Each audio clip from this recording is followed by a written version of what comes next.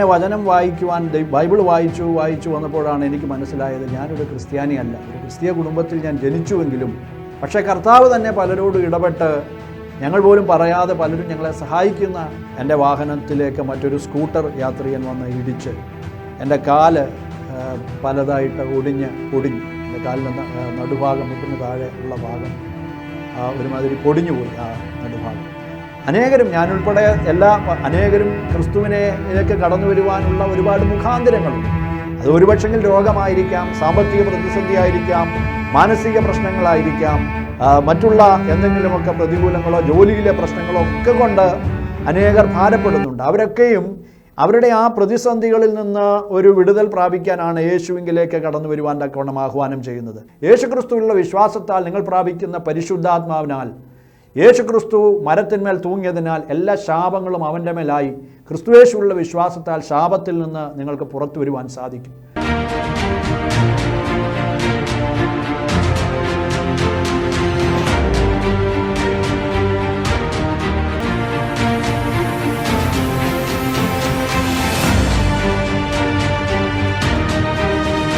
സ്വാഗതം അറിയിക്കുന്നു. എല്ലാ പ്രേക്ഷകരോടും ഒരു പ്രാവശ്യം കൂടെ അസാരെ ടി വിയുടെ പ്രധാനപ്പെട്ട ലക്ഷ്യം ഒന്നുകൂടി ആവർത്തിക്കുന്നതിൽ ഞങ്ങൾ സന്തോഷം മാത്രമേ ഉള്ളൂ. അനേക കർത്താവിൻ്റെ ദാസന്മാരുടെ അനുഭവ സാക്ഷ്യങ്ങളെ ഈ ചാനലിൽ കൂടി അനേകരോട് അറിയിക്കുവാൻ തക്കോണം ഇതിൽ പിന്നിൽ പ്രവർത്തിക്കുന്നതായ കർത്താവിൻ്റെ ദാസന്മാർ വളരെ പരിശ്രമിച്ച് തൽഫലമായി അത് അനേകർക്ക് പ്രയോജനമായി തീരുവാൻ തക്കനോടെയായി തീർന്ന ദൈവത്തെ സ്തുതിക്കുന്നു. ദൈവം ഇപ്രകാരം പറയുന്നു, ഒരു സാക്ഷ്യം മറ്റനേക സാക്ഷ്യങ്ങൾക്ക് അത് അനേകരുടെ ജീവിതത്തിന് അത് പ്രയോജനമായി തീരും.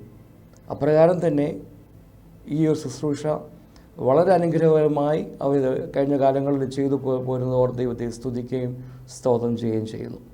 കർത്താവിൻ്റെ വലിയൊരു ദാസൻ പാസ്റ്റർ ഡാനിയേൽ ഫ്രം എടയാറുമുള ഏറെ വർഷങ്ങളായി ബഹ്റിനിൽ കുടുംബമായി താമസിച്ചുകൊണ്ട് ഔദ്യോഗിക ജോലിയോടനുബന്ധിച്ച് കർത്താവിൻ്റെ മാറ്റമില്ലാത്ത സുവിശേഷം അറിയിക്കുകയും അനേക ആത്മാക്കളെ നേടുവാൻ തക്കോണം കർത്താവ് പ്രിയദാസനിൽ കൂടി ഇടയാക്കുകയും ചെയ്തുകൊണ്ടിരിക്കുന്നു.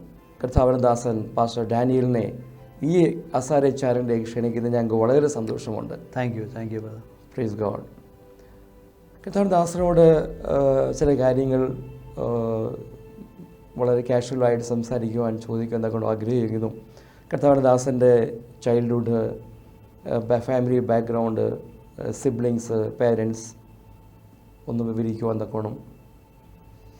Price God. ഹല്ലേലൂയ.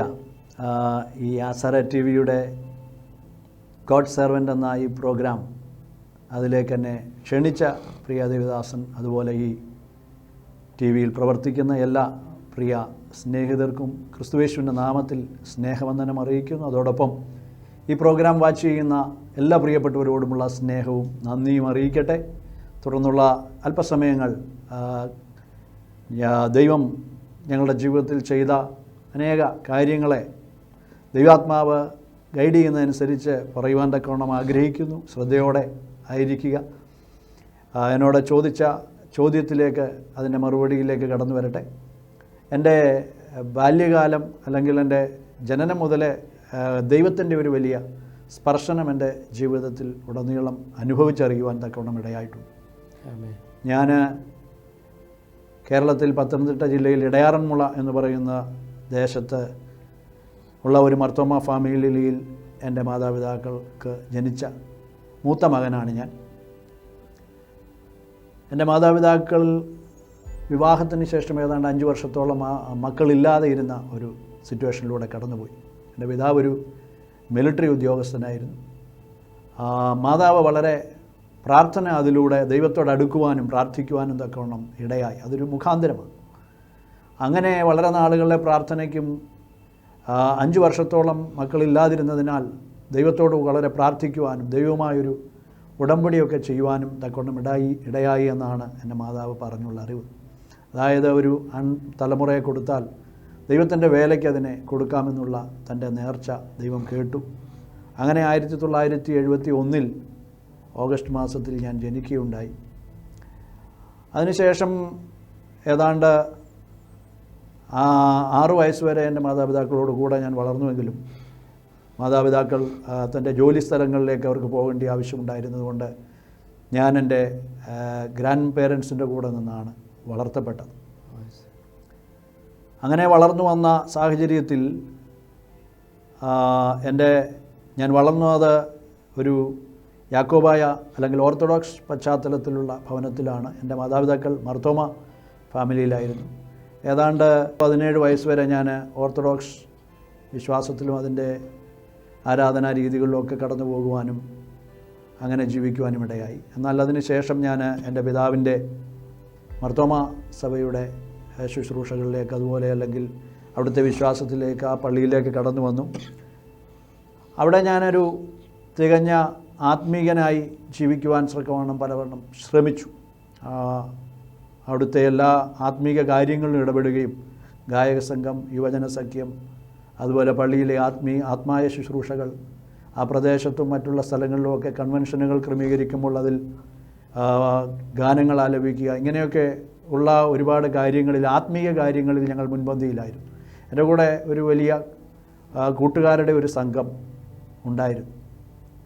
അങ്ങനെ ജീവിച്ച് വന്നുവെങ്കിലും യഥാർത്ഥത്തിൽ ആളുകളുടെ മുമ്പിൽ ഞാനൊരു നല്ല ഭക്തനും ക്രിസ്ത്യാനിയും ഒക്കെ ആയിരുന്നുവെങ്കിലും എൻ്റെ പേഴ്സണൽ ലൈഫിൽ എനിക്ക് യേശുക്രിസ്തുവുമായൊരു ബന്ധമില്ലായിരുന്നു.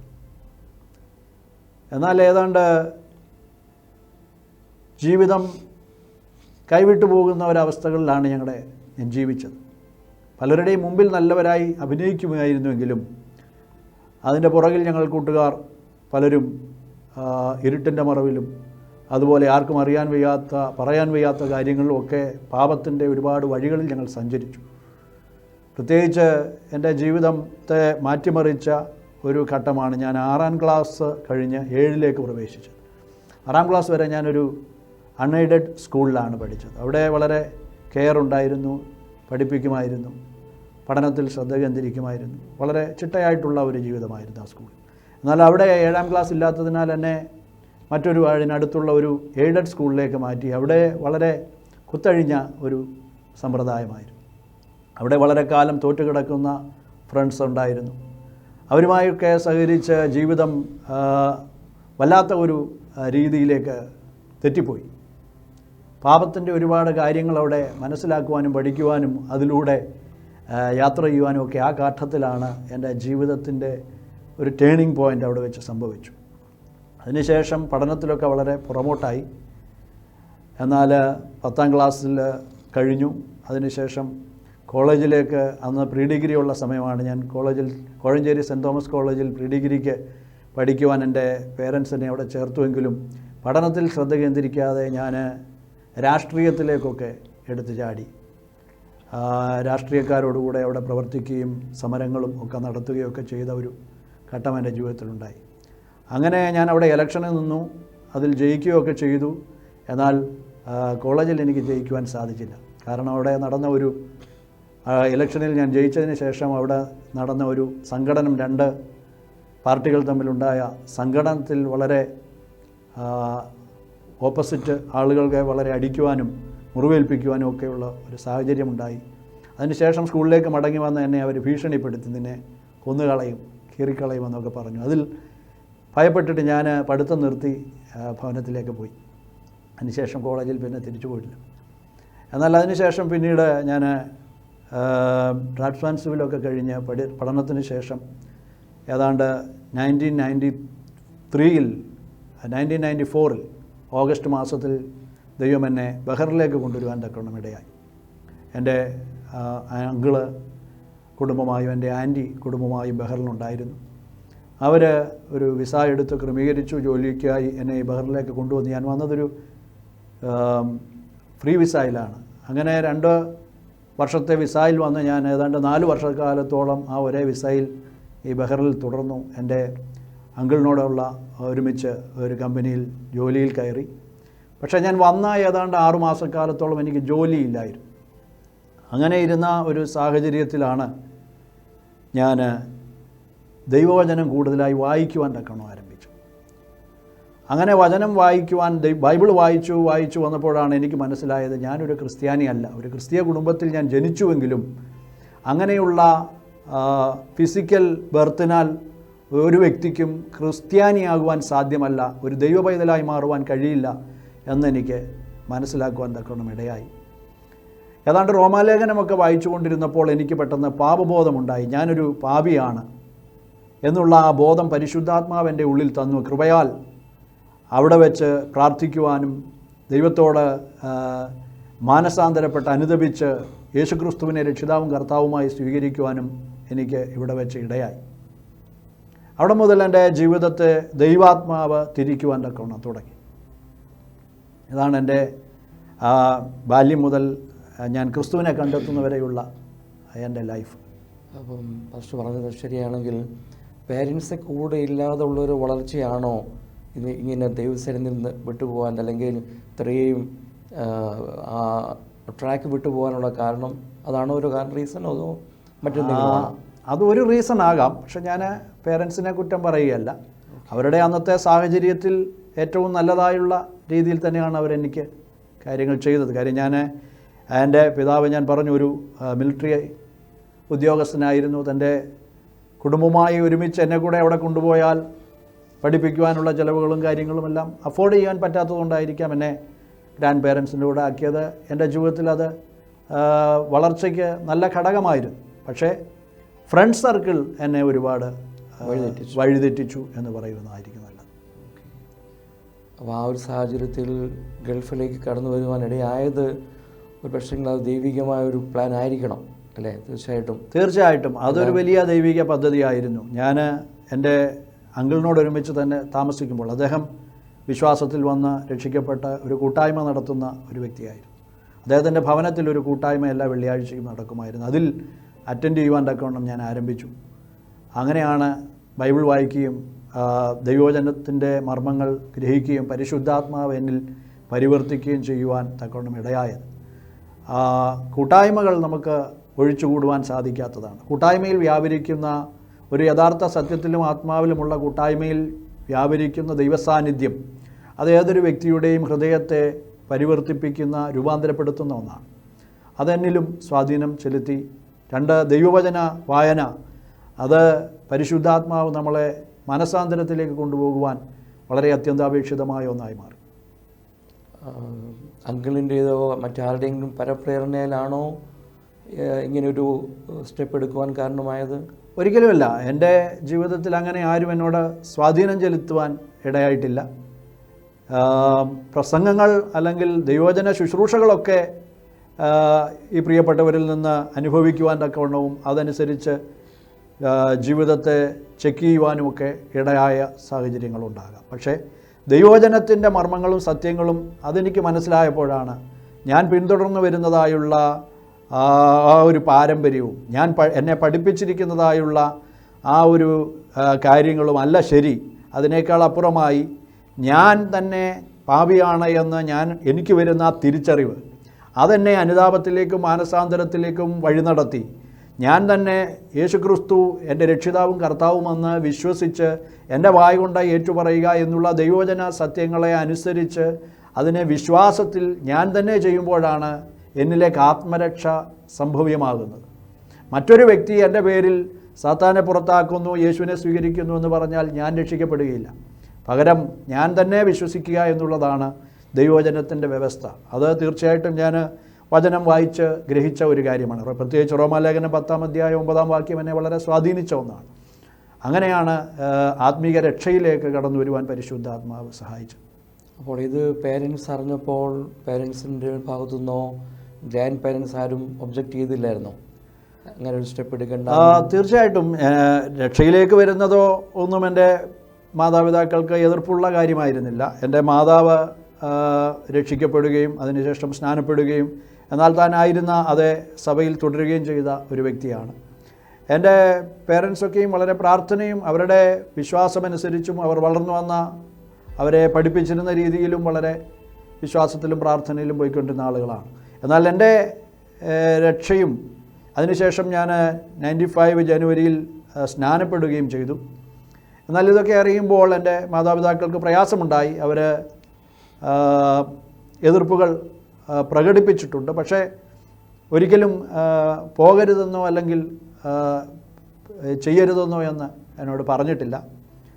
പക്ഷെങ്കിൽ 98 ഞാൻ ബഹറിൽ നിന്ന് വിസ ഇല്ലാത്തതിനാൽ നാട്ടിലേക്ക് കടന്നു പോകേണ്ടതായുള്ള സാഹചര്യമുണ്ടായി. അങ്ങനെ നാട്ടിൽ കടന്നു ചെല്ലുകയും എൻ്റെ വിവാഹം ആ സമയത്ത് നടക്കുകയും ഞാൻ ജോലിയില്ലാതെ, എൻ്റെ വൈഫിനും ജോലിയില്ലായിരുന്നു. എൻ്റെ വൈഫ് യഥാർത്ഥത്തിൽ അവിടുത്തെ സ്കൂളിൽ ഒരു ടീച്ചറായി ജോലി ചെയ്യുവാനുള്ള വിദ്യാഭ്യാസ യോഗ്യതകളും അവിടെ അതിനുള്ള വേക്കൻസിയുമൊക്കെ ഉണ്ടായിരുന്നു. പക്ഷേ താൻ അവിടെ ഇൻ്റർവ്യൂവിൽ അറ്റൻഡ് ചെയ്തുവെങ്കിലും ഞാൻ വിശ്വാസത്തിലേക്ക് പോയത് മുഖാന്തരം അവർ ആ ജോലി കൊടുക്കാതിരുന്നു. ഞങ്ങൾ മടങ്ങി തിരികെ ആ സഭയിലേക്ക് ചെന്നാൽ ആ ജോലി തരാമെന്ന് വാഗ്ദത്തം ചെയ്തു. പക്ഷെങ്കിൽ ഞാൻ എൻ്റെ നിലപാട് എന്ന് പറയുന്നത് ഞാൻ മടങ്ങി വരത്തില്ല, യു ക്യാൻ ഡിസൈഡ്. പക്ഷേ എൻ്റെ വൈഫ് എന്നോടൊപ്പം ഞാനെടുത്ത തീരുമാനത്തിൽ ഉറച്ചു നിൽക്കുകയും താൻ ആ ജോലി വേണ്ട എന്ന്, കർത്താവിന് വേണ്ടി അത് വേണ്ട എന്ന് വെക്കുകയും എന്നോടൊരുമിച്ച് വിശ്വാസത്തിൽ ഇറങ്ങിത്തിരിക്കുകയും ചെയ്തു. അതൊക്കെ മുഖാന്തരം തീർച്ചയായിട്ടും പ്രയാസങ്ങൾ, പ്രതികൂലങ്ങൾ, ഫ്രിക്ഷനുകളൊക്കെ ഭവനങ്ങൾക്കകത്ത് ഉണ്ടായിട്ടുണ്ട്. കാരണം ഞാൻ ജോലിയില്ലാതെ നിൽക്കുന്നു, വരുമാനമില്ലാതെ നിൽക്കുന്നു. എൻ്റെ വൈഫ് ആ സമയത്ത് പ്രഗ്നൻ്റായി. അങ്ങനെ ആ വീട്ടിനകത്ത് ഞങ്ങൾ വിശ്വാസത്തിലേക്ക് ഇറങ്ങിയത് മുഖാന്തരം, ഞങ്ങൾ ആരാധനയ്ക്ക് പോകുന്നത് മുഖാന്തരമൊക്കെയുള്ള പ്രയാസങ്ങൾ, വാക്കുകൾ, ഫ്രിക്ഷനുകളൊക്കെ അനുഭവിക്കേണ്ടതായി വന്നിട്ടുണ്ട്. നിന്ദകൾ ഒരുപാട് അനുഭവിക്കേണ്ടതായി വന്നിട്ടുണ്ട്. പക്ഷേ അതൊക്കെയും ക്രിസ്തുവിൽ കൂടുതൽ ആശ്രയിക്കുവാനും ദൈവികമായ വിടുതലുകളെ അനുഭവിക്കുവാനും രുചിച്ചറിയുവാനും യേശുക്രിസ്തുവിനെ കൂടുതൽ സ്നേഹത്തിൻ്റെ കർത്താവായിട്ട്, കരുതുന്ന നാഥനായിട്ട് അനുഭവിച്ചറിയുവാനും അങ്ങനെയൊക്കെയുള്ള സാഹചര്യങ്ങൾ ഞങ്ങളെ ഇടയാക്കി.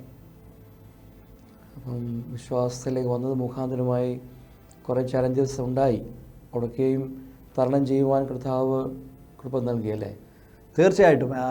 യഥാർത്ഥത്തിൽ ഒരു കാര്യം പറയുകയാണെങ്കിൽ, ഞാൻ നാട്ടിൽ കുറച്ച് നാളുകളായിരുന്ന സമയത്ത് ഏതാണ്ട് 99 സെപ്റ്റംബർ മാസത്തിൽ ഞാനൊരു ബൈക്കിൽ യാത്ര ചെയ്ത് വരുമ്പോൾ എൻ്റെ വാഹനത്തിലേക്ക് മറ്റൊരു സ്കൂട്ടർ യാത്രികൻ വന്ന് ഇടിച്ച് എൻ്റെ കാല് പലതായിട്ട് പൊടിഞ്ഞു. എൻ്റെ കാലിൻ്റെ നടുഭാഗം, മുട്ടിന് താഴെ ഉള്ള ഭാഗം ഒരുമാതിരി പൊടിഞ്ഞുപോയി, ആ നടുഭാഗം. അങ്ങനെ ഏതാണ്ട് ഓപ്പറേഷനൊക്കെ കഴിഞ്ഞ് അവർ സ്റ്റീൽ റോഡൊക്കെ ഇട്ട്, പ്ലാസ്റ്ററൊക്കെ ഇട്ട് 4 മാസക്കാലത്തോളം ബെഡ് റിഡനായിരുന്നു. എഴുന്നേൽക്കുവാൻ, നടക്കുവാൻ സാധിക്കാതെ ബെഡിൽ തന്നെയായിരുന്നു. ആ സമയത്ത് അവിടെ കിടന്നുകൊണ്ട് കൂടുതൽ ബൈബിൾ വായിക്കുവാൻ, ഏതാണ്ട് 4 ആവർത്തിയോളം ബൈബിൾ മുഴുവനായി വായിക്കുവാൻ തക്കവണ്ണവും പ്രാർത്ഥിക്കുവാനും ദൈവത്തോട് കൂടുതൽ അടുത്ത് കർത്താവുമായ ഒരു ഉടമ്പടിയിലേക്ക് വരുവാനും എനിക്ക് സാധിച്ചു. അതായത് ഈ കർത്താവെ, എന്നെ ഈ ബെഡിൽ നിന്ന് അങ്ങ് എഴുന്നേൽപ്പിച്ചാൽ ഞാൻ അങ്ങയുടെ വേലയ്ക്കായി എന്നെ സമർപ്പിക്കുന്നു എന്ന് പറഞ്ഞ് അവിടെ വെച്ചൊരു ഉടമ്പടി ചെയ്യുവാൻ തക്കവണ്ണം ഇടയായി. ആ സമയത്താണ് എൻ്റെ വൈഫ്, 8 മാസം പ്രഗ്നൻ്റായ എൻ്റെ വൈഫ് അവിടെ വെച്ച് അതേ ഹോസ്പിറ്റലിൽ വെച്ച് ഡെലിവറിയായി. ഒരു പെൺകുഞ്ഞിനെ ദൈവം ഞങ്ങൾക്ക് നൽകിയ ദാനമായി. ആ മകളുടെ പേര് ഷേബ എന്ന് പേരിടുവാൻ തക്കവണ്ണം ഇടയായി. ആ പേരിൻ്റെ അർത്ഥം ഉടമ്പടി എന്നാണ്. കർത്താവുമായുള്ള ആ ഉടമ്പടിയെയും ദൈവം എന്നെ കർത്താവുമായുള്ള ആ ഒരു സമർപ്പണത്തിലേക്കും കൊണ്ടുവന്നത് എപ്പോഴും ഓർക്കുവാൻ തക്കവണ്ണം അത് മുഖാന്തരം ഇടയാകും. ആ സാഹചര്യത്തിലൂടെയൊക്കെ കടന്നു പോയപ്പോൾ ഒരുപാട് ദൈവവുമായി അടുക്കുവാനും ദൈവവുമായി ഉടമ്പടി ചെയ്യുവാനും കർത്താവിന് വേണ്ടി സമർപ്പിക്കുവാനും ദൈവം ആ സിറ്റുവേഷൻസിനെ ഉപയോഗിച്ചു. അപ്പോൾ പറഞ്ഞാൽ കഷ്ടതയും ഇങ്ങനെയുള്ള ചലഞ്ചസും പ്രതികൂലങ്ങളൊക്കെ ഉണ്ടായത് നിമിത്തമായി കർത്താവിനെ കൂടുതൽ അടുക്കുവാൻ മുഖാന്തരമായി അല്ലേ? തീർച്ചയായിട്ടും. നമ്മൾ യഥാർത്ഥത്തിൽ യേശുവിനെ കണ്ടാണ് രക്ഷയിലേക്ക് ഇറങ്ങിയതെങ്കിൽ ഏത് സാഹചര്യങ്ങളും, ഏത് പ്രതികൂലങ്ങൾ വന്നാലും, ഏത് പ്രതിസന്ധികൾ വന്നാലും പിന്മാറിപ്പോവുകയില്ല. പകരം കർത്താവിനോട് കുറച്ചുകൂടെ അടുക്കുവാനുള്ള ഞാനെപ്പോഴും പ്രതിസന്ധികളും പ്രതികൂലങ്ങളും ഒക്കെ ജീവിതത്തിൽ വരുമ്പോൾ പെട്ടെന്ന് ദൈവസന്നിധിയിൽ പോയിരിക്കുകയും പ്രാർത്ഥിക്കുകയും കർത്താവിനോടൊരു കാര്യം ചോദിക്കും. അതായത്, കർത്താവെ, ഈ ഒരു പ്രതിസന്ധി എൻ്റെ ജീവിതത്തിൽ വന്നത് അങ്ങേക്ക് എന്നോട് എന്ത് ഇടപെടുവാൻ തക്കവണ്ണമാണ്. ഏതൊരു പ്രതിസന്ധിയിലും ഒരു ഓബ്സ്റ്റക്കിൾ നമ്മുടെ മുമ്പിൽ വന്നാൽ, നമുക്ക് മുൻപോട്ട് പോകുവാൻ കഴിയാതെ നിന്നാൽ ദൈവത്തോട് നമ്മൾ ചോദിക്കണം, കർത്താവെ, അങ്ങേക്ക് എന്താണ് എന്നോട് കമ്മ്യൂണിക്കേറ്റ് ചെയ്യുവാനുള്ളത്? കർത്താവിന് എന്തോ നമ്മളോട് കമ്മ്യൂണിക്കേറ്റ് ചെയ്യുവാനുള്ള ഒരവസരമായിരിക്കാം അത്. അപ്പം ദൈവസന്നിധിയിലിരുന്ന് ദൈവവുമായി സംസാരിക്കുകയാണെങ്കിൽ ദൈവം നമ്മുടെ ജീവിതത്തിൽ വരുത്തേണ്ട മാറ്റങ്ങളെപ്പറ്റി നമ്മളോട് സംസാരിക്കുകയും ആ മാറ്റങ്ങളിൽ നമ്മൾ തീരുമാനങ്ങളെടുത്ത് നമ്മളെ രൂപാന്തരപ്പെടുത്തുകയും ചെയ്യുമ്പോൾ പ്രതികൂലങ്ങൾ വഴിമാറിപ്പോകും. ഏതാണ്ട് 2001 മുതൽ ഞാനൊരു കമ്പനിയിലേക്ക് മാറി. ആ കമ്പനിയുടെ സിറ്റുവേഷൻ വളരെ മോശമായി. പുതിയ വർക്കുകളില്ലാതെ പ്രതികൂലങ്ങളിലൂടെ കടന്നുപോയി. അത് മുഖാന്തരം സാലറിയൊക്കെ ഏതാണ്ട് 6 മാസത്തോളം പെൻഡിങ് ആയ ഒരവസ്ഥയുണ്ടായി. അങ്ങനെ 2004 എൻ്റെ ഫാമിലി ഇവിടെ കടന്നു വന്നു. എൻ്റെ വൈഫും മൂത്ത മകളുമായി ബഹറിലേക്ക് കടന്നു വന്നു. അതിനുശേഷം ഇതുപോലെ ഞങ്ങൾ വലിയ ഈ സാലറി ഒന്നുമില്ലാതെ ആ കമ്പനി കടന്നുപോയ ഒരു അവസ്ഥയിൽ കുറച്ച് നാൾ കടന്നുപോയതിന് ശേഷം ജോലി നഷ്ടമായി. ഞങ്ങൾ ഭവനത്തിലിരുന്നു. അപ്പം ജോലിയൊക്കെ നഷ്ടമായി. ആ കമ്പനിയുടെ ഓണർ എന്നെ വിളിച്ച് പറഞ്ഞു, 1 മാസം സമയം ഞാൻ നിനക്ക് തരാം, അതിനകത്ത് എവിടെയെങ്കിലും ജോലി കണ്ടുപിടിച്ചോണം, ഇല്ലെങ്കിൽ കയറിപ്പോകണം. അങ്ങനെ പറഞ്ഞ് എന്നെ വിട്ടു. പക്ഷെങ്കിൽ ഈ 1 മാസം സമയം കൊണ്ട് എനിക്ക് ജോലി കിട്ടിയില്ല. ഞങ്ങൾ ആ സമയത്ത് ഏതാണ്ട് 5 മാസത്തോളം ജോലിയില്ലാതെ ഒരു ഭവനത്തിനകത്ത് പാർക്കേണ്ടതായി വന്നു. എന്നാൽ എനിക്ക് പറയുവാനുള്ളത്, കർത്താവ് ഓരോ ദിവസവും ഞങ്ങളെ പുലർത്തുവാൻ മതിയായവനായിരുന്നു. ഞാൻ അന്ന് പോയിക്കൊണ്ടിരുന്ന സഭയിലോ അവിടുത്തെ പാസ്റ്ററോടോ മറ്റൊന്നും ജോലി നഷ്ടമായ കാര്യമോ അല്ലെങ്കിൽ പണമില്ലാതിരിക്കുന്ന കാര്യങ്ങളോ ഒന്നും പറഞ്ഞില്ല. പക്ഷേ കർത്താവ് തന്നെ പലരോടും ഇടപെട്ട് ഞങ്ങൾ പോലും പറയാതെ പലരും ഞങ്ങളെ സഹായിക്കുന്ന ഒരു അനുഭവം എൻ്റെ ജീവിതത്തിൽ പറയുന്നുണ്ട്. ഈ 5 മാസത്തോളവും കർത്താവ് ഞങ്ങളെ ഓരോ ദിവസവും ആവശ്യമുള്ള ആഹാരം തന്ന് കൊടുക്കുവാനുള്ള റെൻ്റ് തന്ന് ഓരോ മാസവും ഞങ്ങളെ പുലർത്തി. പ്രത്യേകിച്ച് എൻ്റെ മകൾ ആ സമയത്ത് സ്കൂളിൽ പഠിക്കുവാൻ ചേർത്തു. അവൾക്ക് ഫീസ് കൊടുക്കുവാൻ 1 മാസം പോലും ഇല്ലായിരുന്നു. ഏതാണ്ട് 5 മാസക്കാലത്തോളം ആ സ്കൂളുകാർ കുഞ്ഞിനോട് ഫീസ് ചോദിച്ചില്ല. മറ്റേ എല്ലാ മാസവും കൊടുക്കാത്ത ആളുകളെ അടുത്ത 10-ാം തീയതി കഴിയുമ്പോൾ എഴുന്നേൽപ്പിച്ച് നിർത്തി ഫീസ് കൊണ്ടുവരണമെന്ന് പറയാറുണ്ട്. പക്ഷെ മകളോട് 5 മാസക്കാലം അവർ അങ്ങനെ ഒരു ചോദ്യം ചോദിച്ചില്ല. എനിക്ക് 5 മാസത്തിന് ശേഷമാണ് ദൈവം ഒരു ജോലിയുടെ വാതിൽ തുറന്നു വന്ന് മറ്റൊരു ജോലിയിലേക്ക് പ്രവേശിക്കുക. അതിൻ്റെ സാലറി ലഭിച്ചതിന് ശേഷമാണ് കുഞ്ഞിൻ്റെ ഫീസ് അവിടെ കൊടുക്കുവാനും ഒക്കെ ഇടയായത്. ആ കാലഘട്ടത്തിൽ ദൈവത്തോട് വളരെ പ്രാർത്ഥനയിലിരിക്കുവാൻ, ദൈവസാന്നിധ്യം അനുഭവിക്കുവാൻ ഒക്കെ ഇടയായി. ആത്മീയമായി വളരെ വളർച്ച ഈ ജോലിയില്ലാതിരിക്കുന്ന കാലഘട്ടങ്ങളിൽ പ്രാപിക്കുവാനിടയായി. ദൈവവചന ധ്യാനത്തിലും പ്രാർത്ഥനയിലും വിശ്വാസത്തിൽ വളരുവാനും ഈ പ്രതികൂലങ്ങളുടെ സാഹചര്യം നമ്മളെ പഠിപ്പിക്കും. അപ്പോൾ പ്രതികൂലം വരുമ്പോൾ അത് കണ്ട് ഓടിപ്പോകുന്നവരല്ല. പ്രതികൂലത്തിൻ്റെ മുമ്പിൽ യേശുക്രിസ്തുവുമായുള്ള ചേർന്ന് നിന്നുകൊണ്ട് പ്രാർത്ഥനയിൽ വിശ്വാസത്തിൽ ആ പ്രതികൂലങ്ങളെ മറികടക്കുവാനുള്ള ശക്തി ദൈവത്തിൽ നിന്ന് പ്രാപിക്കുവാനാണ് ഓരോ വിശ്വാസിയും ആഗ്രഹിക്കേണ്ടത്. ഇപ്രകാരം ഒരു എൻകൗണ്ടർ കർത്താവുമായി ഡയറക്റ്റ് ബഹറിന് വന്ന ശേഷമാണോ ഉണ്ടായത്, അതോ നാട്ടിലായിരുന്ന സമയത്ത്? എൻകൗണ്ടർ എന്ന് പറയുമ്പോൾ എനിക്ക് ഒരു അനുഭവം പറയാനുണ്ട്. അത് നാട്ടിൽ ആയിരിക്കുമ്പോൾ ഞാൻ വിശ്വാസത്തിലോ അല്ലെങ്കിൽ രക്ഷയിലോ രക്ഷിക്കപ്പെടുകയോ ഒന്നും ചെയ്തിട്ടില്ല. പക്ഷെങ്കിൽ ഞാൻ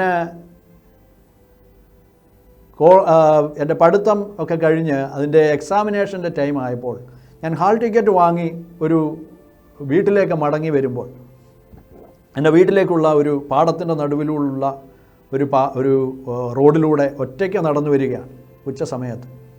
ആ സമയത്ത് പെട്ടെന്ന് ഞാൻ ഈ ഹാൾ ടിക്കറ്റിൽ നോക്കിയിട്ട് പെട്ടെന്ന് എൻ്റെ ഉള്ളിലൊരു ഓർമ്മ ഒന്നും പഠിച്ചിട്ടില്ലല്ലോ.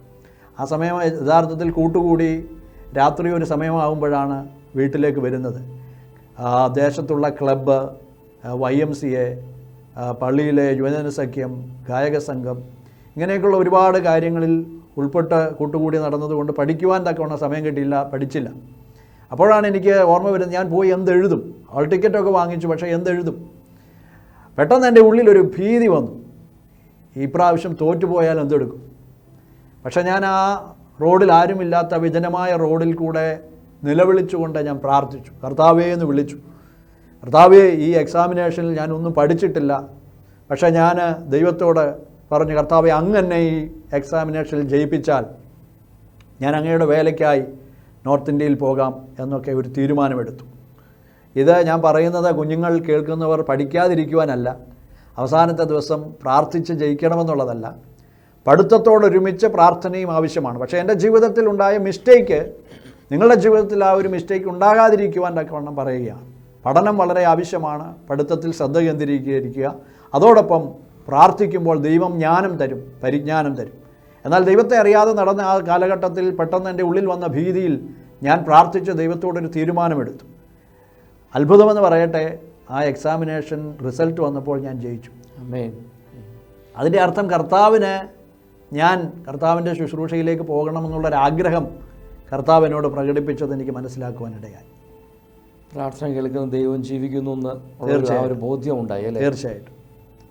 ഓക്കെ. അതല്ലാതെ എപ്പോഴെങ്കിലും എസ്പെഷ്യലി ബഹറിന് വന്ന ശേഷം അങ്ങനെ ഒരു പ്രത്യേകമായ അനുഭവം ഉണ്ടായിട്ടുണ്ടോ?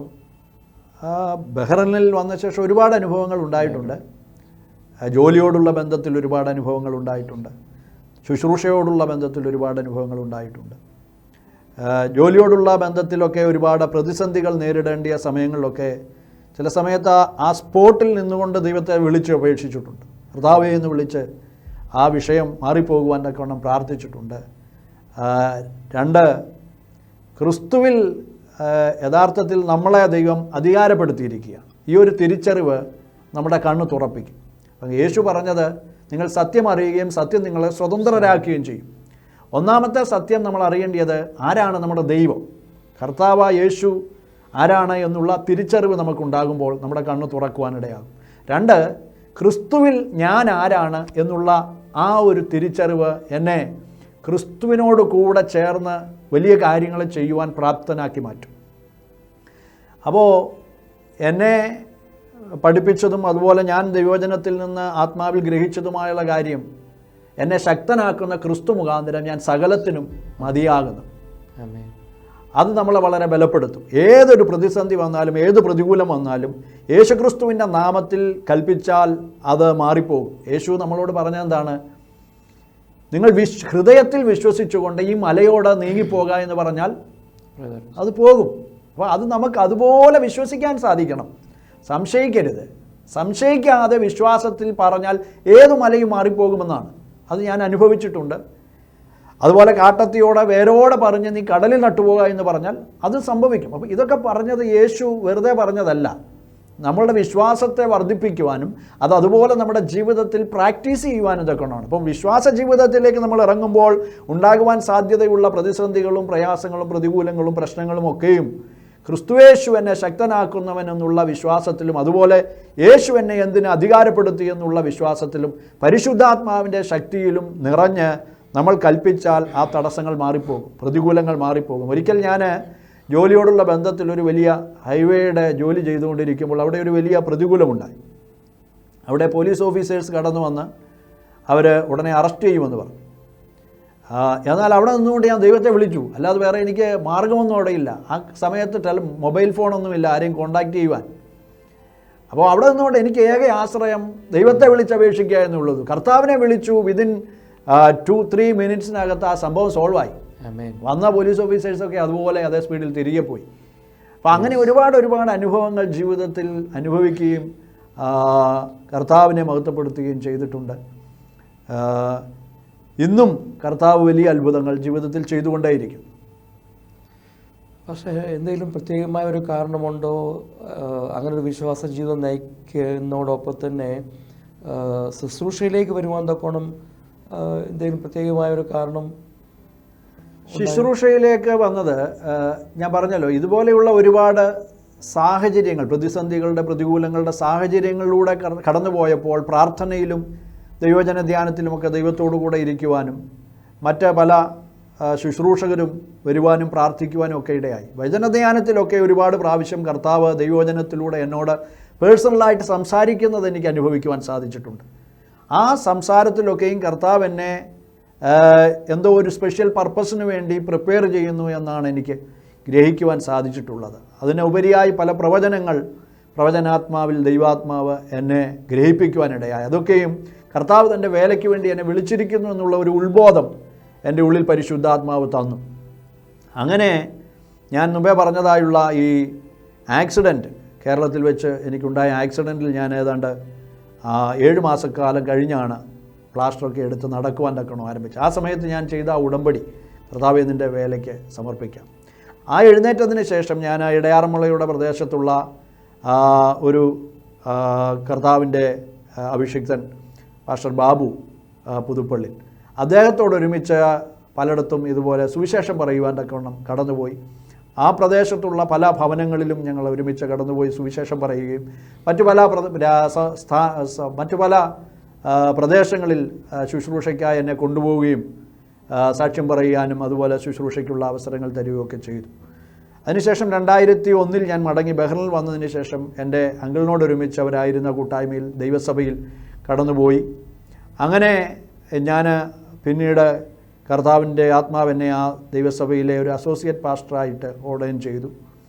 അതിനുശേഷം ഞങ്ങൾ ദൈവത്തിൻ്റെ ആത്മാവ് എന്നെ ആ സഭയിൽ നിന്ന് മാറണം എന്ന് ആവശ്യപ്പെടുകയുണ്ടായി. പക്ഷേ ഞാൻ പലപ്പോഴും ഒരുപാട് നാളുകൾ ആ ഒരു ശബ്ദം ഞാൻ കേട്ടുവെങ്കിലും എന്തിനു മാറണം, എന്തിനൊരു സഭയിൽ നിന്ന് വിട്ടുമാറണം എന്നൊക്കെ എൻ്റെ ഉള്ളിൽ ഞാൻ കർത്താവിനോട് തന്നെ ചോദിച്ചു. കർത്താവ് എന്നോട് പറഞ്ഞത് ആ സഭയുടെ കുഴപ്പം കൊണ്ടോ അവിടെയുള്ള ദൈവദാസൻ്റെ എന്തെങ്കിലും പ്രശ്നങ്ങൾ കൊണ്ടോ അല്ല, പിന്നെ ഞാൻ നിന്നെ ഉപയോഗിക്കുവാൻ ആഗ്രഹിക്കുന്നത് മറ്റൊരു ദർശനപ്രകാരമാണ്. ദൈവം എൻ്റെ ഉള്ളിൽ ഇടുന്ന ഒരു ദർശനം ആ ദൈവസഭയിലൂടെ എന്നിലൂടെ പുറത്തു കൊണ്ടുവരുവാൻ സാധ്യമല്ല. അതുകൊണ്ട് എൻ്റെ ഉള്ളിൽ തന്ന ദർശനപ്രകാരം കർത്താവിന് എന്നെ ഉപയോഗിക്കുവാൻ തക്കവണ്ണം മറ്റൊരു ശുശ്രൂഷ ആരംഭിക്കുവാൻ ആഗ്രഹിച്ചു.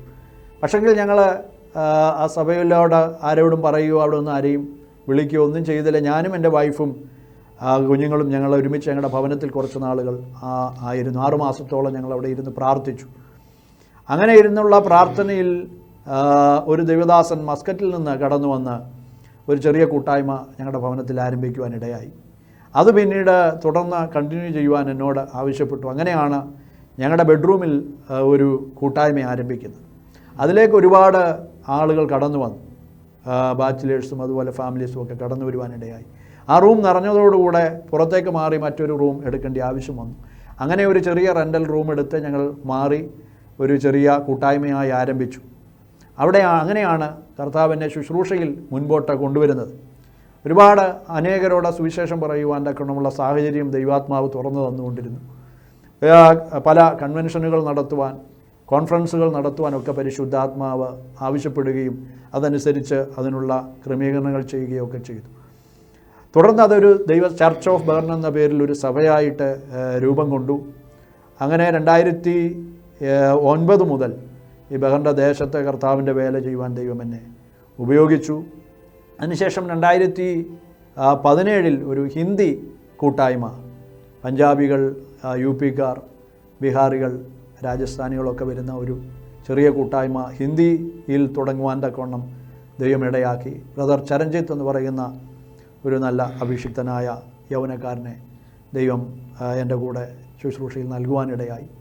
അങ്ങനെ തുടങ്ങിയ ഹിന്ദി കൂട്ടായ്മ ഇന്ന് വളർന്നുകൊണ്ടിരിക്കുന്നു. അത് മുൻപോട്ട് പോകുവാൻ പരിശുദ്ധാത്മാവ് സഹായിച്ചുകൊണ്ടിരിക്കുന്നു. പാസ്റ്ററിൻ്റെ കുടുംബത്തെപ്പറ്റി പറഞ്ഞിരുന്നു, മകളെപ്പറ്റി. ഇപ്പോൾ പാസ്റ്റർ മക്കൾ, അപ്പോൾ പാസ്റ്ററിൻ്റെ കുടുംബവും മക്കൾ നിങ്ങൾ രണ്ടുപേരും ഔദ്യോഗികമായി ജോലി ചെയ്തുകൊണ്ടാണോ? ഫാമിലിയുടെ സപ്പോർട്ട് എങ്ങനെയുണ്ട്? എൻ്റെ കുടുംബം പറ്റി പറയുകയാണ്. എൻ്റെ വൈഫിൻ്റെ പേര് മിനി. താനൊരു ഹൗസ് വൈഫാണ്. ഞാൻ നേരത്തെ പറഞ്ഞതുപോലെ ടീച്ചർ ജോലി ലഭിക്കാമായിരുന്നുവെങ്കിലും ക്രിസ്തുവിന് വേണ്ടി അത് വേണ്ട എന്ന് മടങ്ങിപ്പോകാൻ ആഗ്രഹമില്ലാതിരുന്നതിനാലും കർത്താവിന് വേണ്ടി അത് ത്യജിച്ച് എന്നോടുകൂടെ വിശ്വാസത്തിൽ ഇറങ്ങിത്തിരിച്ച ഒരു നല്ല പ്രാർത്ഥനക്കാരിയാണ്. ശക്തമായ പ്രാർത്ഥനയുടെ സപ്പോർട്ട് താൻ എനിക്ക് തരുന്നു. അതോടൊപ്പം അനേകരോട് സുവിശേഷം പറയുവാൻ കർത്താവ് പ്രിയപ്പെട്ടവളെ ഉപയോഗിച്ചുകൊണ്ടിരിക്കുന്നു. 2 പെൺകുഞ്ഞുങ്ങളെ ദൈവം ഞങ്ങൾക്ക് ദാനമായി തന്നു. മൂത്ത മകൾ ഷേബ പഠിച്ചുകൊണ്ടിരിക്കുന്നു. രണ്ടാമത്തെ മകളും ഫേബ എന്നാണ് പേര്. താൻ 12th ബഹ്റിനിൽ പഠിച്ചുകൊണ്ടിരിക്കുന്നു. 2 കുഞ്ഞുങ്ങളെയും ദൈവം ശക്തമായിട്ട് ഉപയോഗിച്ചുകൊണ്ടിരിക്കുന്നു.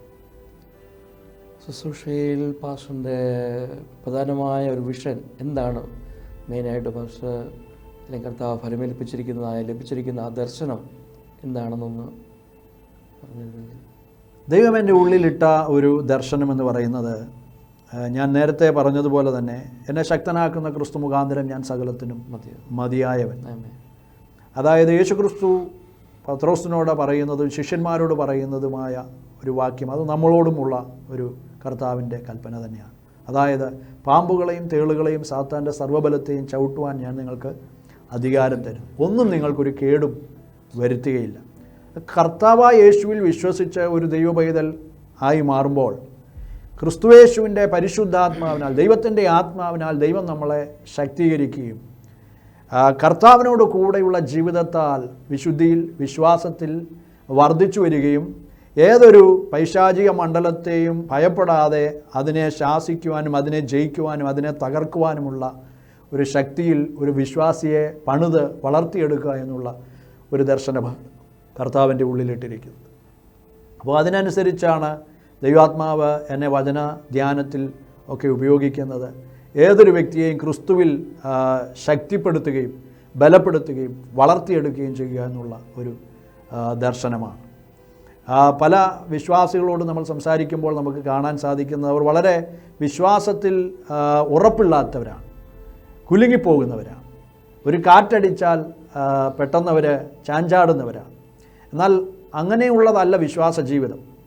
പൗലോസ് അപ്പോസ്തലൻ പറയുന്നത് പോലെ കാറ്റിനാൽ അങ്ങോട്ടും ഇങ്ങോട്ടും ചാഞ്ചാടുന്നവരായിട്ടല്ല, ഉറപ്പും ധൈര്യവുമുള്ളവരായി ഏതൊരു വിശ്വാസിയെയും ക്രിസ്തുവിൽ വളർത്തിയെടുക്കുന്നതായിരിക്കണം ദൈവസഭ.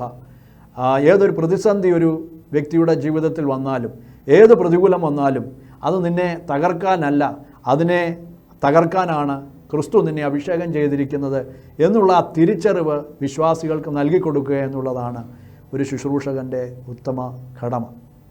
ഇതാണ് എന്നെ ശുശ്രൂഷയിൽ തന്ന ദർശനം. അതനുസരിച്ചാണ് ദൈവാത്മാവ് മുൻപോട്ട് നടത്തുന്നത്. എഫേസ്യ ലേഖനത്തിലേക്ക് പൗലോസ് അപ്പോസ്തലൻ നമ്മളെ കൊണ്ടുവരുമ്പോൾ അതിൻ്റെ 6-ാം അധ്യായത്തിലൊരു കാര്യം പറയുന്നുണ്ട്.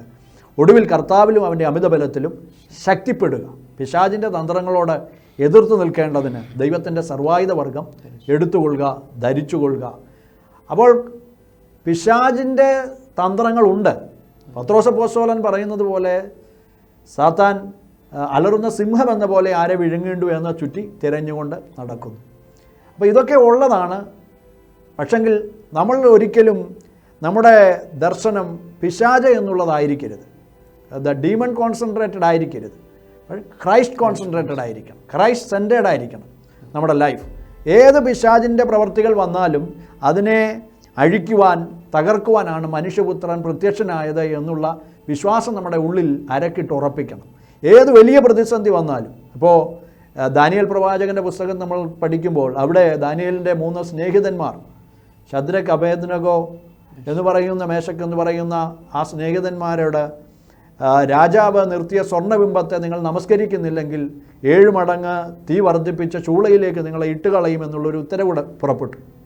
പക്ഷേ ആ ഉത്തരവിനെയോ രാജാവിനെയോ രാജാവിൻ്റെ സൈന്യത്തെയോ കണ്ടിട്ട് ആ പ്രിയപ്പെട്ടവർ ഭയപ്പെടുന്നില്ല. അവിടെ അവർ പറയുന്നത് നമ്മളെ വളരെ ചിന്തിപ്പിക്കേണ്ട ഘടകമാണ്. അത് നമ്മുടെ വിശ്വാസ ജീവിതത്തെ ഒന്നുകൂടെ ബലപ്പെടുത്തേണ്ട ഒരു ഘടകമാണ്. അതായത് അവർ മറുപടി പറയുന്നത്, രാജാവേ, ഈ കാര്യത്തിൽ ഞങ്ങൾക്ക് രണ്ടാമതൊന്നും ചിന്തിക്കേണ്ട ആവശ്യം ഇല്ല, ഞങ്ങളുടെ ദൈവം ഞങ്ങളെ ഈ വിഷയത്തിൽ വിടുവിക്കും. ഈ ഒരു ഉറപ്പ് നമ്മുടെ ജീവിതത്തിലുണ്ടോ?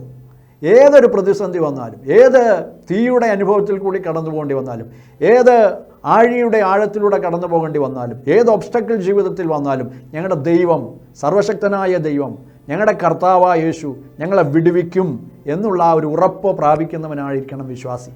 രണ്ടാമത് അവരൊരു കാര്യം കൂടെ പറയുന്നു, ഇനി വിടുവിച്ചില്ലെങ്കിലും ഞങ്ങൾ ഈ ബിംബത്തെ നമസ്കരിക്കത്തില്ല. നമ്മൾ പല സാഹചര്യങ്ങളുടെ പ്രതിസന്ധികൾ, പ്രതികൂലങ്ങൾ വരുമ്പോൾ പല ബിംബങ്ങളെയും വണങ്ങുവാൻ തക്കവണ്ണം നമ്മൾ വിട്ടുകൊടുക്കുന്നവരാണ്. അതായത് കോംപ്രമൈസ് ചെയ്യുവാൻ ഒരു പ്രയാസവുമില്ലാത്തവരാണ് അനേക വിശ്വാസികളും.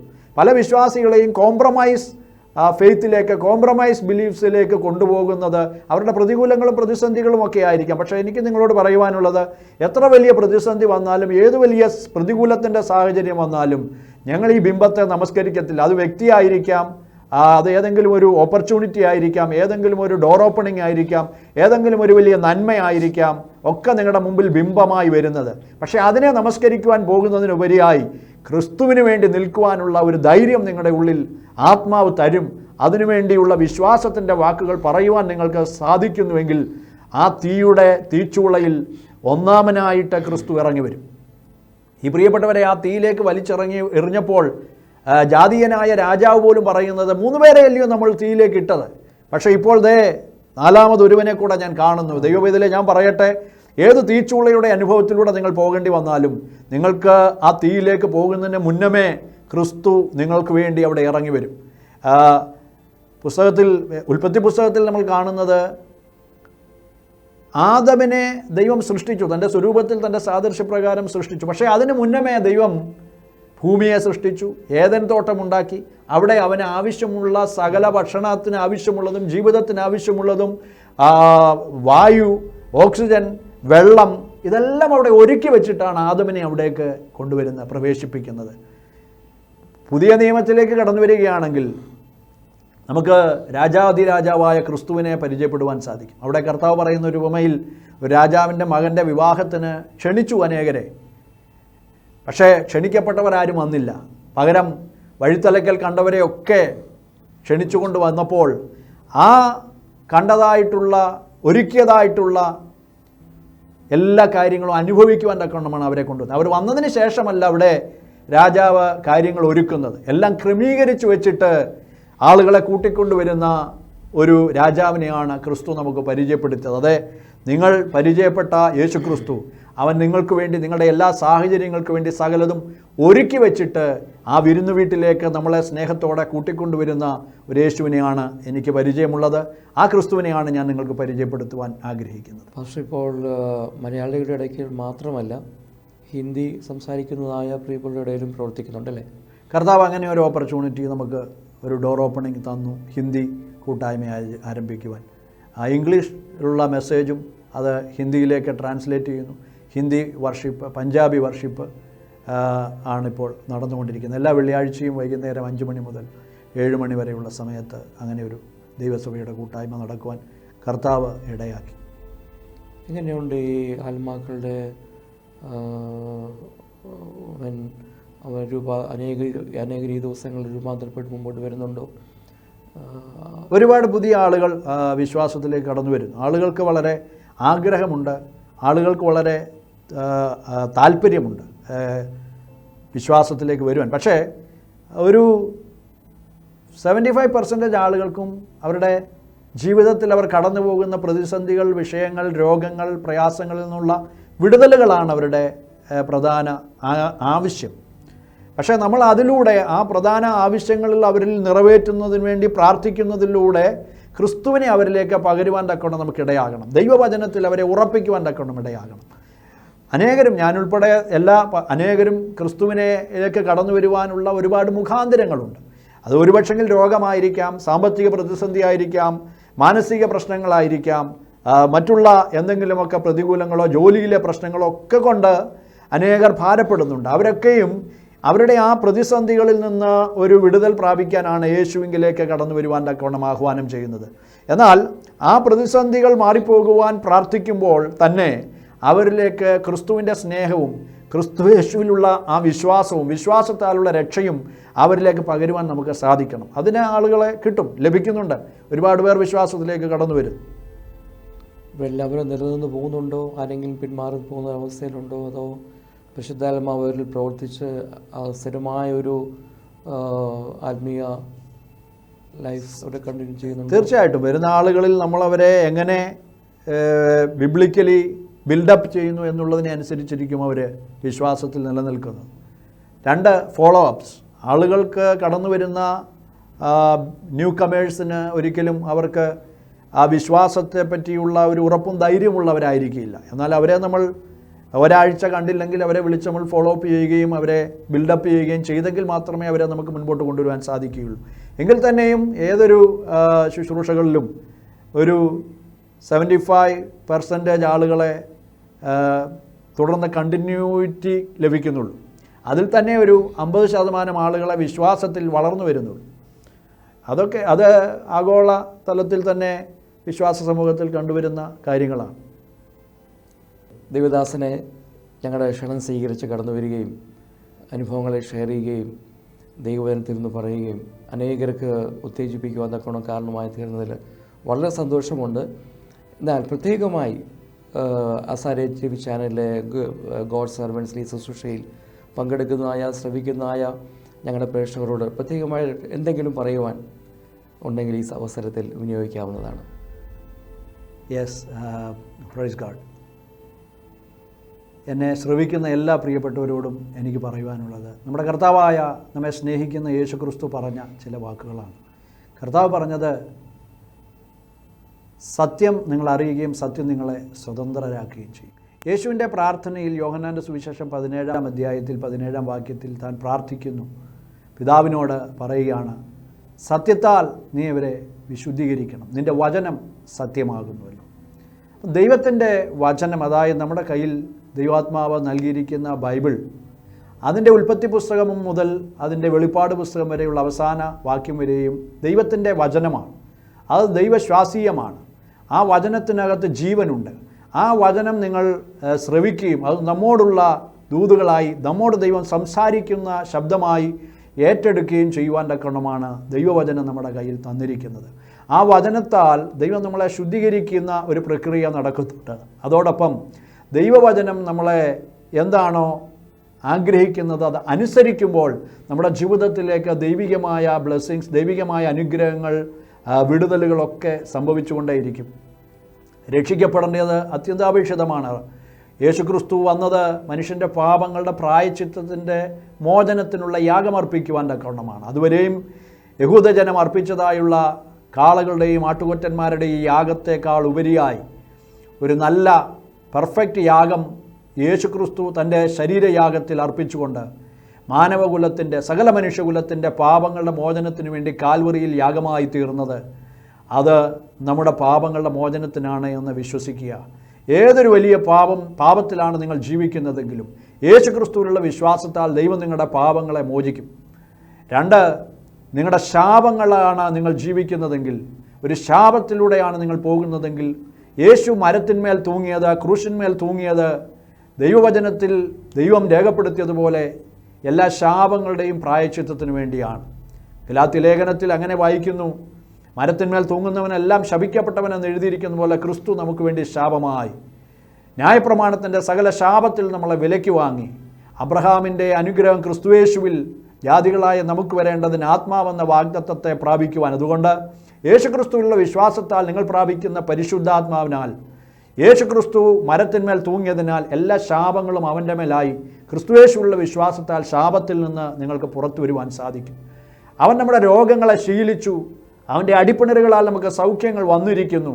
അവൻ നമുക്ക് വേണ്ടി അടികളേറ്റത് നമ്മുടെ സമാധാനത്തിനായുള്ള ശിക്ഷ അവൻ്റെ മേലായി എന്ന് യെശയ്യാ പ്രവാചകൻ പറഞ്ഞതുപോലെ, നിങ്ങൾക്ക് സമാധാനമില്ലാത്തൊരു ജീവിതത്തിലൂടെയാണ് പോകുന്നതെങ്കിൽ യേശുക്രിസ്തു അതിനുള്ള ശിക്ഷ നിങ്ങൾക്ക് വേണ്ടി ഏറ്റെടുത്തു കഴിഞ്ഞു. 2000 വർഷം മുമ്പ് ചാട്ടവാറുകൾ കൊണ്ട് അടിക്കപ്പെട്ടവനായി, തലയിൽ മുൾക്കിരീടം ചൂടി, കോലുകൊണ്ട് അടിക്കപ്പെട്ട് തലയിൽ ആഴത്തിൽ മുറിവുകളിലൂടെ രക്തം ധാരധാരയായി ഒഴുകിയവനായി, വലിയ മരക്കുരിശുമായി കാൽവറിയുടെ മുകളിൽ കയറിപ്പോയി ആ മരക്കുരിശിൽ 3 ആണികളിൽ തറയ്ക്കപ്പെട്ടവനായി, ചങ്കിൽ കുന്തം കൊണ്ട് കുത്തുകൊണ്ടവനായി, അവസാന തുള്ളി രക്തം വരെയും ചിന്തി തൻ്റെ ജീവനെ പിതാവിൻ്റെ കയ്യിൽ ഏൽപ്പിച്ച് നമുക്ക് വേണ്ടി മരണത്തെ സഹിച്ചത് നിങ്ങൾക്ക് സമാധാനം വരുവാനാണ്, നിങ്ങളുടെ എല്ലാ രോഗങ്ങളെയും സൗഖ്യമാക്കുവാനാണ്. അതുകൊണ്ട് വിശ്വസിക്കുക, അവൻ വചനം അയച്ച സൗഖ്യമാക്കുന്നു. അവൻ്റെ അടിപ്പിണരുകളാൽ നിങ്ങൾക്ക് സൗഖ്യം വന്നുമിരിക്കുന്നു. കർത്താവ് നിങ്ങളെ സൗഖ്യമാക്കുന്ന ഒരു യേശുവിനെയാണ് പരിചയപ്പെടുത്തുവാനുള്ളത്. അപ്പോൾ രക്ഷിക്കപ്പെട്ട് എന്നത് നമ്മുടെ ആത്മാവിൻ്റെ രക്ഷയാണ് സംഭവിക്കുന്നത്. പാപത്തിൽ മുഖാന്തരം മരണത്തിലേക്ക്, ന്യായവിധിയിലേക്ക്, പാതാളത്തിലേക്ക് പോകുവാൻ വിധിക്കപ്പെട്ടിരിക്കുന്ന പാപിയോട് പരിശുദ്ധാത്മാവ് പറയുന്നത്, ആ പാപത്തിലേക്ക് പോകുവാൻ അല്ല ദൈവം ആഗ്രഹിക്കുന്നത്, നരകത്തിലേക്ക് പോകുവാൻ അല്ല ദൈവം ആഗ്രഹിക്കുന്നത്. അവിടെ നിന്നുമുള്ള രക്ഷയ്ക്ക് വേണ്ടിയാണ് ദൈവം തൻ്റെ ഏകജാതനായ പുത്രനെ നമുക്ക് വേണ്ടി നൽകുവാൻ തക്കവണ്ണം നിങ്ങളെ ഓരോരുത്തരെ സ്നേഹിച്ചത്. ആ സ്നേഹനിധിയായ സ്വർഗീയ പിതാവിൻ്റെ പുത്രനിലൂടെ, അവനിലുള്ള വിശ്വാസത്തിലൂടെ നിങ്ങളുടെ പാപങ്ങളെ ഏറ്റുപറഞ്ഞ് നിങ്ങളുടെ പാപങ്ങളുടെ മോചനത്തിനായി ഓരോരുത്തരും യേശുക്രിസ്തുവിൻ്റെ നാമത്തിൽ സ്നാനമേൽക്ക. എന്നാൽ വിശ്വസിക്കുകയും സ്നാനമേൽക്കുകയും ചെയ്യുന്നവൻ രക്ഷിക്കപ്പെടുമെന്നുള്ള വചനപ്രകാരം ഈ ദിവസങ്ങൾ നിങ്ങൾക്ക് യേശുക്രിസ്തുവിൽ വിശ്വസിക്കുകയും നിങ്ങളുടെ പാപങ്ങളുടെ മോചനത്തിന് വേണ്ടി മാനസാന്തരപ്പെട്ട് യേശുക്രിസ്തുവിൻ്റെ നാമത്തിൽ വിശ്വസിച്ച് സ്നാനമേറ്റ് ദൈവത്തിൻ്റെ സഭയുടെ ഭാഗമാകുവാൻ, അതായത് യേശുക്രിസ്തുവിൻ്റെ ശരീരത്തിൻ്റെ അവയവങ്ങളായി മാറുവാൻ ദൈവം നിങ്ങളെ ഓരോരുത്തരെയും സഹായിക്കുമാറാകട്ടെ എന്ന് ഞാൻ പ്രാർത്ഥിക്കുന്നു. ഈ വചനങ്ങളാൽ ദൈവം നിങ്ങളെ സഹായിക്കട്ടെ, ശക്തീകരിക്കട്ടെ. God bless U. ഈ അവസരം തന്ന ആസർ TV-യോടും ഇതിൻ്റെ പിന്നിലുള്ള അണിയറ പ്രവർത്തകരോടും എന്നെ ഇതുവരെ ഇൻ്റർവ്യൂവിൽ അറ്റൻഡ് ചെയ്ത കർത്താവിൻ്റെ ദാസൻ റജി എബനേസറിനോടുമുള്ള സ്നേഹവും നന്ദിയും അറിയിക്കുന്നു. ഈ വീഡിയോയിലൂടെ ഈ സാക്ഷ്യത്തെ ഇത്രയും നേരം ശ്രവിച്ചുകൊണ്ടിരുന്ന നിങ്ങളെല്ലാവരോടുമുള്ള സ്നേഹവും നന്ദിയും അറിയിക്കട്ടെ. God bless you all. Thank you very much. Thank you pastor. കടന്നു വന്ന പേഴ്സണൽ അനുഭവങ്ങളും എല്ലാം ഷെയർ ചെയ്ത് അനേകരെ ഉത്തേജിപ്പിക്കുന്നൊക്കെ കാരണമായതിൽ വളരെ സന്തോഷമുണ്ട്. കർത്താവ് ധാരാളമായി അനുഗ്രഹിക്കട്ടെ, ശുശ്രൂഷകളെ വർദ്ധിപ്പിക്കട്ടെ എന്ന് ഞങ്ങൾ ആത്മാർത്ഥമായി പ്രാർത്ഥിക്കും. അസാരെ ചാനലിലെ എല്ലാ പ്രേക്ഷകരോടും വീണ്ടും ഒരു പ്രാവശ്യം നന്ദി അറിയിക്കുന്നു. ഇന്നത്തെ ശുശ്രൂഷ നിങ്ങൾക്ക് വളരെ അനുഗ്രഹമായി തീർന്ന് പൂർണ്ണമായി വിശ്വസിക്കുന്നു. ഇപ്പോൾ ഇപ്രകാരം അനേക കർത്താവിൻ്റെ ദാസന്മാരുടെ അനുഭവങ്ങൾ, സാക്ഷ്യങ്ങൾ നിങ്ങൾക്ക് തുടർന്ന് കേൾക്കാവുന്നതാണ്. അതിനായി നിങ്ങളെല്ലാവരെയും ഈ ചാനലിലേക്ക് വീണ്ടും സ്വാഗതം ചെയ്യുകയാണ്. കർത്താവ് നിങ്ങളെല്ലാവരെയും അനുഗ്രഹിക്കുമാറാകട്ടെ. ആമേൻ.